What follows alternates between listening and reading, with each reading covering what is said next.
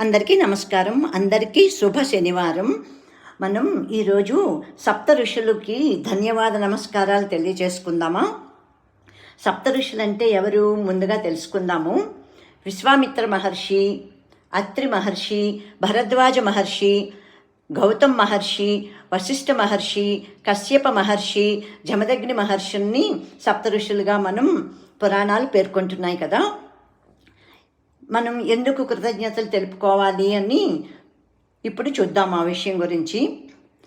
అహం బ్రహ్మాస్మి తత్వాన్ని మానవానికి అందించి మానవుడే సాక్షాత్తు భగవంతుడని, దైవాన్ని గ్రహించవలసింది బాహ్యం నుంచి కాదని, మన అంతరం నుంచే దైవాన్ని దర్శించాలని, మనలో ఉన్న ఆత్మయే పరమాత్మ అని, కేవలం జ్ఞానం ద్వారా మాత్రమే దైవాన్ని గ్రహించగలమని పరమసత్యాన్ని అందించిన మహాత్ములు సప్త ఋషులు.